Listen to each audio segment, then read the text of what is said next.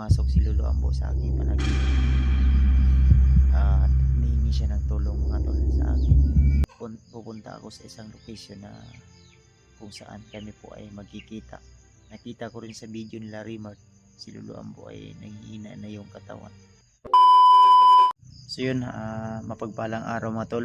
Good morning po sa inyo lahat. So kagigising ko lang po at eksakto ano na po, alas 4:30 ng umaga dito sa amin. So may sasabihin lang po ako sa inyo mga tol at hindi pwede na malalaman niyo po ito.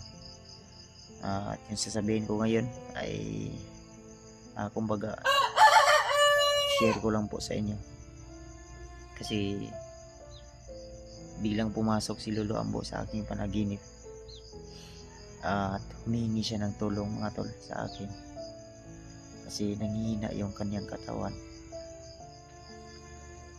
At ang sabi niya sa akin ay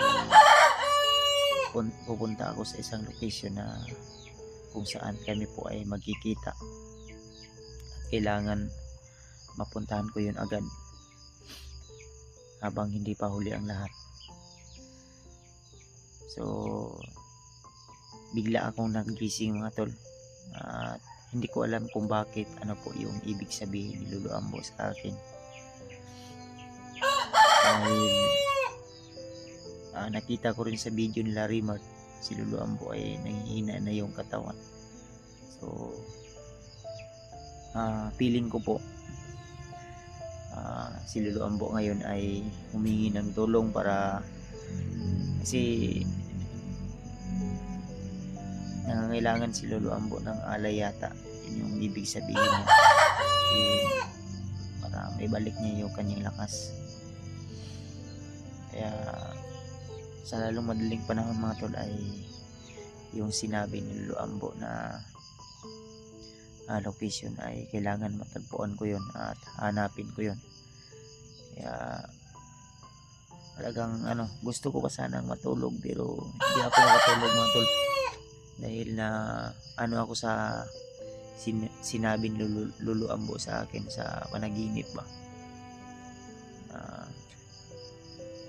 Ang sabi niya sa akin ay siguro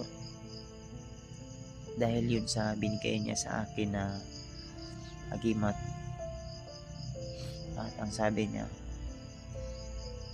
na kailangan sa lalong madaling panahon ay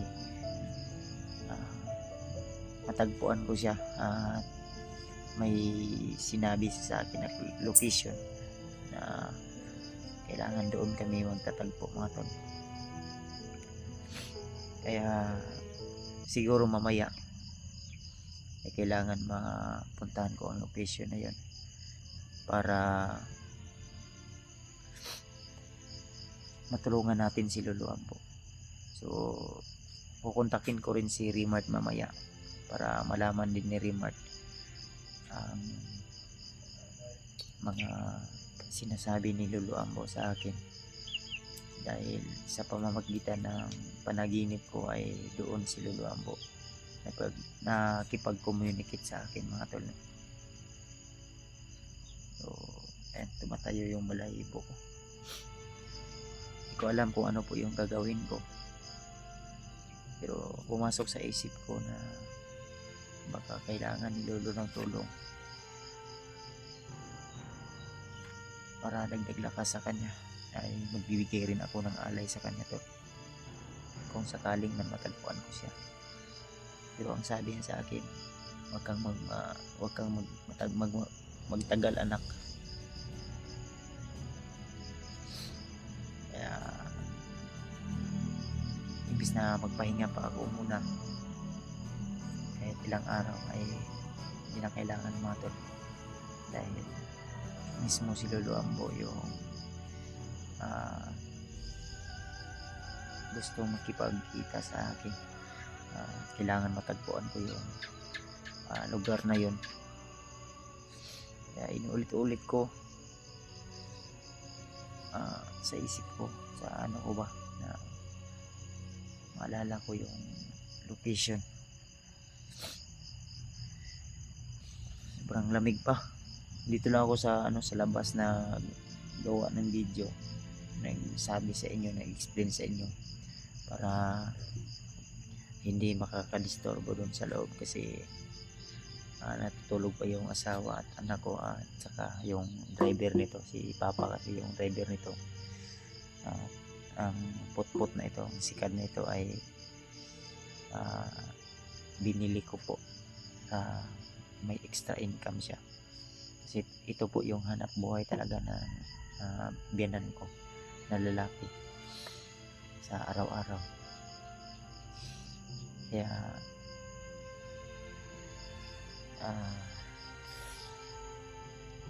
kailangan po na makapagbigay din tayo ng alay kay lolo para babalik yung lakas niya. So mga tol, abangan nyo lang po tol yung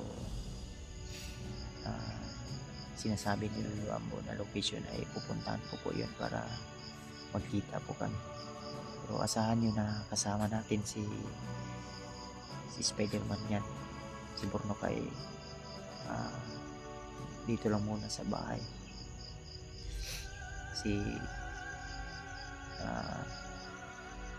Yung guro niya, kailangan namin din yun mapuntahan mamaya doon sa sarili niya. Pero alam na po ng guro niya na yun po yung nangyayari, kaya nagpapasalamat ako na sa awa ng Panginoon nakausap ko po yung guro na ni Porno.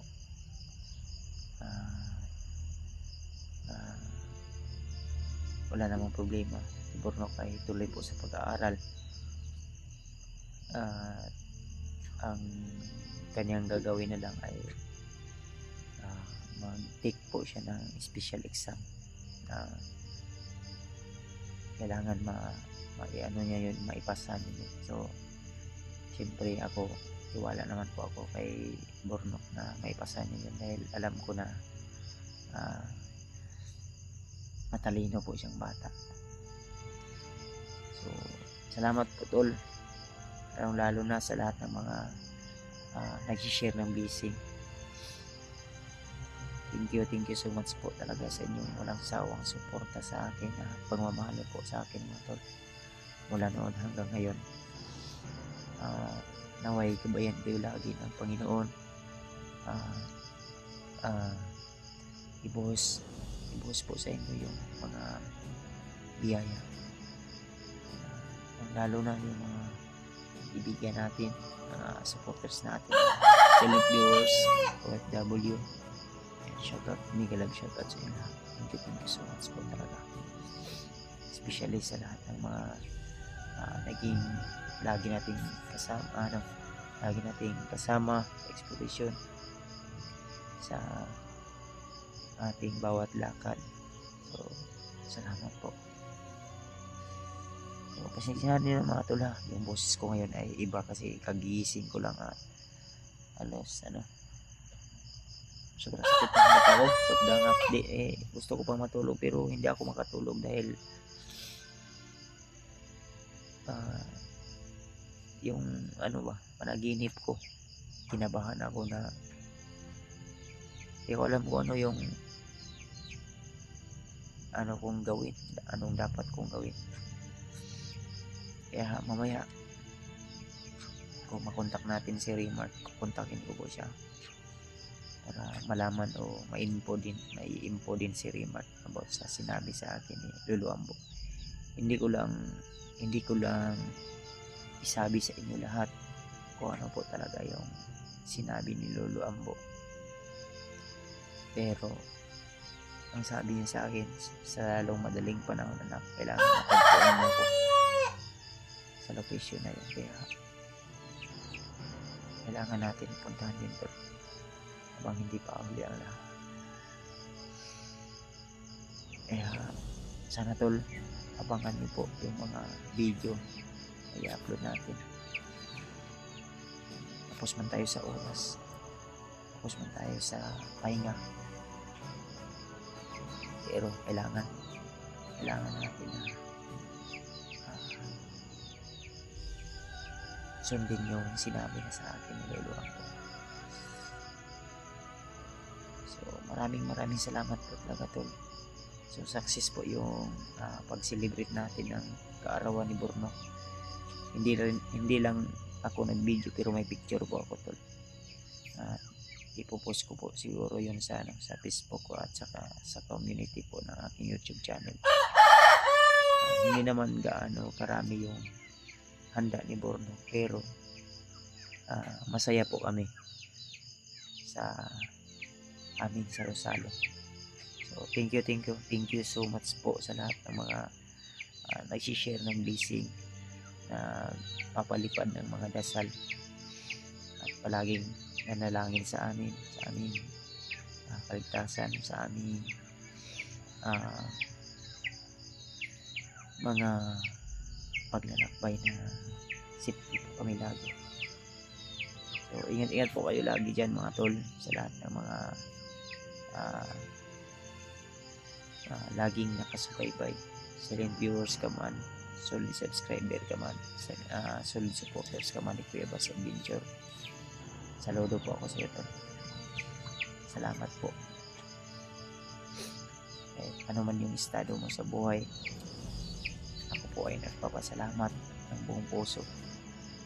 So thank you so much po sa inyong lahat, sa inyong walang sawang suporta at pagmamahal sa akin.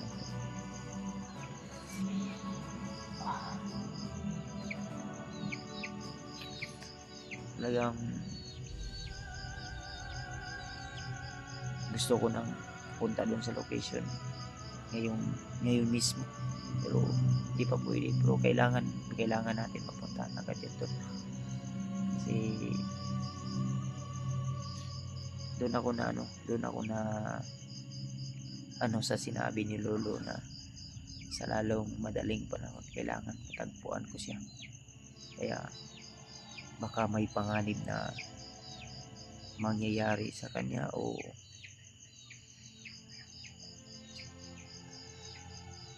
I don't know, hindi ko alam talaga tol kung ano po talaga yung pahiwati ko, ano po yung ibig sabihin ni Lolo Ambo, kasi wala po akong idea. Ang tanging nasa isip ko lang, kailangan matulungan ko si Lolo Ambo, magbigyan ko siya ng alay, kasi marami po siyang nagamit na lakas, siyempre sa pagtulong din sa ating ibang kasama, lalo na kila Raymart, dahil laging gumagabay si Lolo Ambo sa kanila. Kaya ito na siguro yung tamang panahon, ito na siguro yung tamang timing para makausap ko ng personal si Lolo Ambo. Ako mismo yung magpapasalamat sa kanya, na dahil sa kanya ay nadagdagan yung aking determinasyon, yung aking mga dagdag kaalaman sa sa pagiging hunter. So shout out po sa lahat, sa inyong lahat talaga, sa lahat ng mga nag-aabang at excited na papanood yung mga video ko. Sobrang lamig tol, kailangan mag-limit pa ako ng tubig ngayon at magkakape po ako. Ito po yung ito po yung laging sinasakyan ni Papa, drive ng sikat siya. Ito yung bahay nila Papa. Diyan sa loob may dalawang kwarto kasi yan. Dito kami muna nag-stay. Then yung mga bata, nandoon yung mga bata.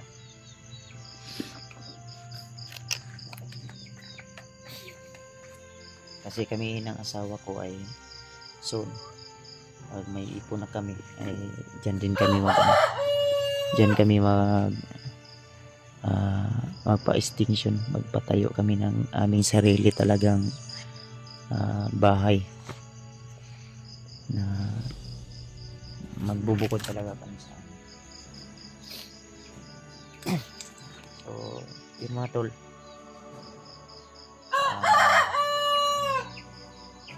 baka i-late upload ko lang ang video na ito, kaya huwag po kayong magtaka, baka late upload natin ito.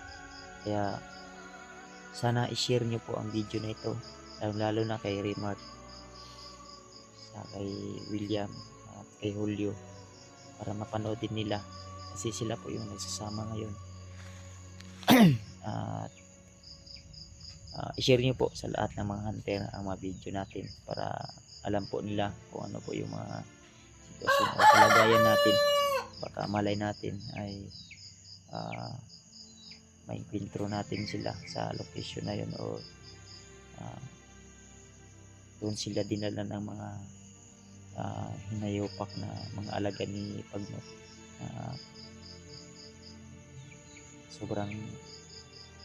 Sobra na talaga, hindi ko lang masabi, pero sobra talaga yung mga kagaguhan na ginagawa nila ngayon. Kaya abangan nyo lang tol yung i-upload natin mga video. So see you the next video tol. Maraming salamat, at lagi nyo tandaan mga tol na mahal ko po kayo, at alagaan nyo po yung mga kagandahan nyo dyan at kagwapuhan, para sa anumang oras ay may mga panlaban tayo. Lagi nyo tandaan tol na mahal ko po kayo. See you in the next video.